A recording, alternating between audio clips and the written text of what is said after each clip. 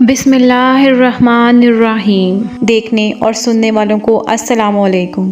Info cabinet کی نئی video میں آپ کو خوش آمدید کہتے ہیں۔ معزز خواتین و حضرات، حضرت داؤد علیہ السلام کے بیٹے حضرت سلیمان علیہ السلام تھے جو کہ اللہ تعالیٰ کے برگزیدہ نبی تھے۔ حضرت داؤد علیہ السلام کی طرح اللہ تعالیٰ نے حضرت سلیمان علیہ السلام کو بھی بہت سے معجزے عطا کر رکھے تھے۔ آپ علیہ السلام جانوروں کی بولیاں سمجھ لیتے تھے، ہوا پر آپ کا قابو تھا۔ حضرت سلیمان علیہ السلام کی سب سے بڑی خوبی یہ تھی کہ آپ علیہ السلام کی حکومت صرف انسانوں پر ہی نہ تھی بلکہ جن بھی آپ کے تابع تھے۔ یوں تو سبھی پرندے حضرت سلیمان علیہ السلام کے مسخر اور تابع فرما تھے، لیکن آپ علیہ السلام کا ہدہد آپ کی فرما برداری اور خدمت گزاری میں بہت مشہور تھا۔ ایک دن حضرت سلیمان علیہ السلام کا دربار لگا ہوا تھا جس میں تمام جن و انس، چرند پرند اپنی اپنی جگہوں پر بیٹھے تھے۔ دیکھا کہ ہدہد غیر حاضر ہے۔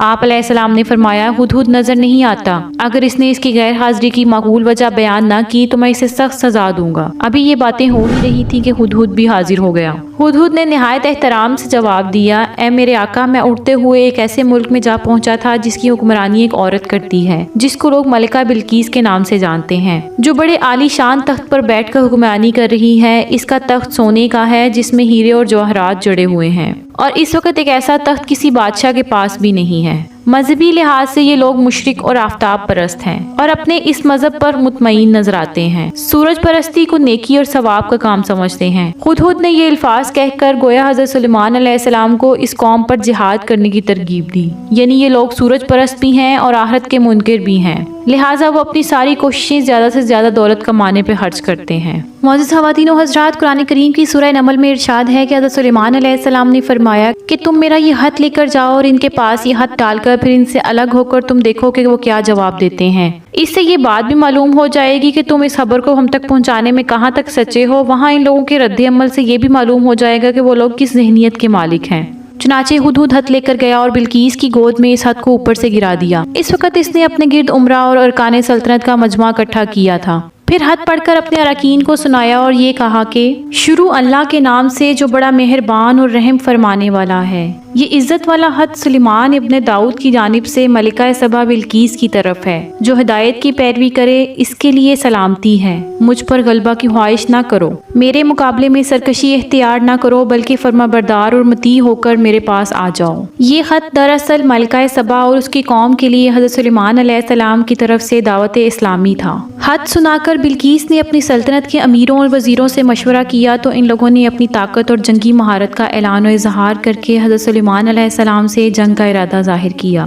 اس وقت عقل مند بلقیس نے اپنے امیروں اور وزیروں کو سمجھایا کہ جنگ مناسب نہیں ہے، کیونکہ اس سے شہر ویران اور شہر کے عزت دار باشندے ذلیل و خوار ہو جائیں گے۔ اس لیے میں یہ مناسب خیال کرتی ہوں کہ کچھ ہدیہ اور تحائف ان کے پاس بھیج دوں۔ اس سے امتحان ہو جائے گا کہ حضرت سلیمان علیہ السلام صرف بادشاہ ہیں یا اللہ عز و جل کے نبی بھی ہیں۔ اگر وہ نبی ہوں گے تو ہرگز میرا ہدیہ قبول نہیں کریں گے، بلکہ ہم لوگوں کو اپنے دین کی اتباع کا حکم دیں گے، اور اگر وہ صرف بادشاہ ہوں گے تو میرا ہدیہ قبول کر کے نرم ہو جائیں گے۔ چنانچہ بلقیس نے 500 غلام، 500 لونڈیاں بہترین لباس اور زیوروں سے آراستہ کر کے بھیجے، اور ان لوگوں کے ساتھ 500 سونے کی اینٹیں اور بہت سے جواہرات اور مشک و عنبر اور ایک جڑاؤ تاج ماء خط کے اپنے قاصد کے ساتھ بھیجا۔ ہدہد سب دیکھ کر روانہ ہو گیا اور حضرت سلیمان علیہ السلام کے دربار میں آ کر سب خبریں پہنچا دی۔ جب ملکہ بلقیس کے قاصد حضرت سلیمان علیہ السلام کے قریب پہنچے تو آپ علیہ السلام کو ان کی خبر پہنچ گئی۔ آپ نے جنوں کو حکم دیا تو انہوں نے سونے اور چاندی کے 1000 محل بنا دیے۔ جب ملکہ بلقیس کے قاصدوں نے سونے کے محل دیکھے تو انہوں نے کہا کہ انہیں ہمارے تحائف سے کیا سروکار ہے، بلکہ وہ شرمندہ ہوئے۔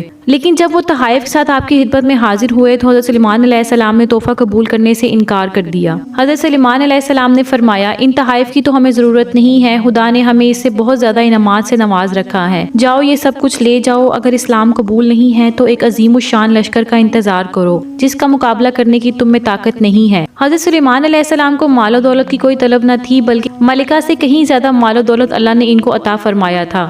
وہ تو بس یہ چاہتے تھے کہ یہ قوم غلط راستہ چھوڑ کر راہ ہدایت اختیار کر لے۔ یہی اللہ کے نبیوں کا مشن ہوتا ہے۔ چنانچہ اس کے بعد جب قاصد نے واپس آ کر بلقیس کو سارا ماجرا سنایا تو بلقیس نے حضرت سلیمان علیہ السلام کی دعوت قبول کرنے کا ارادہ کر لیا और इनके दरबार में हाजिर होने का इरादा किया। हजरत सुलेमान अलैहिस्सलाम ने अपनी नबूवत की सदाकत पर दलील दिखाने के लिए मलिका का तख्त इसकी आमद से पहले मंगवाने का इरादा किया और खुद मलिका की अपनी जहानत का इम्तिहान भी मकसूद था कि अपने तख्त को कुछ तब्दीली के बाद भी वो पहचानती हैं या नहीं, क्योंकि हजरत सुलेमान अलैहिस्सलाम ने तख्त मंगवाकर इसमें कुछ तब्दीलियां भी करवा दी थी। बहरहाल तख्त मंगवाने के लिए आप अलैहिस्सलाम ने फरमाया, ए दरबारियों, तुम में से कौन है जो इन लोगों के मेरे पास फर्माबरदार होकर आने से पहले बिल्कीस का तख्त मेरे पास ले आए। ये सुनकर एक बड़ा ताकतवर जिन बोला कि वो तख्त आप अलैहिस्सलाम की खिदमत में आपके इस मुकाम से खड़ा होने से पहले हाजिर कर दूंगा। हज़रत सुलेमान अलैहिस्सलाम ने फरमाया, मैं इससे भी जल्दी चाहता हूँ। इस पर आप अलैहिस्सलाम के एक वजीर आसिफ बिन बरहिया रज़ी अल्लाह ताला अन्हो ने अर्ज की, जो किताब का इल्म जानते थे, मैं इसे आपकी बारगाह में आपके पलक झपकने से पहले ले आऊंगा।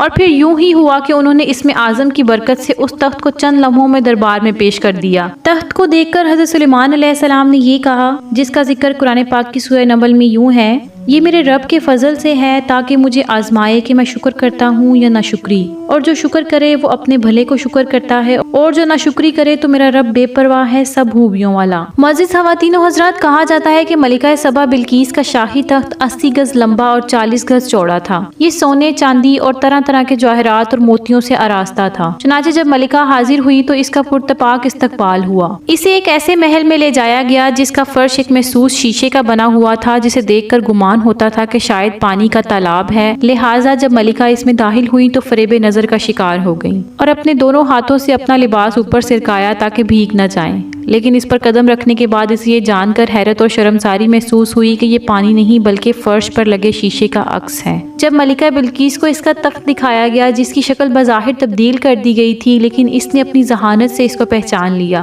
और इसे इस बात का यकीन हो गया कि जो शख्स इसके इतने भारी भरकम तख्त को इतनी कम मुद्दत में इतनी दूर से ला सकता है, वो यकीनन खुदा का पैगंबर है। ये सब मौजज़ात देखकर वो और इसका लश्कर हज़रत सुलेमान अलैहिस्सलाम के हाथ पर मुसलमान हुए और कुफ्र और शिर्क की दुनिया छोड़कर तौहीद का परचम थामा। तारीख में लिखा है कि बिल्कीस ने हज़रत सुलेमान अलैहिस्सलाम से शादी करके बाकी जिंदगी इनके हरम में गुजारी। वीडियो अच्छी लगे तो इसको लाइक कर दें और अपने फ्रेंड्स एंड फैमिली में शेयर कर दें, और मजीद वीडियोस के लिए हमारे चैनल को सब्सक्राइब करें। शुक्रिया। मुझे इजाज़त दीजिए, आइंदा एक नई वीडियो के साथ आपकी खिदमत में हाजिर होंगी। अल्लाह पाक आपका हाफिज़ व निगहबान।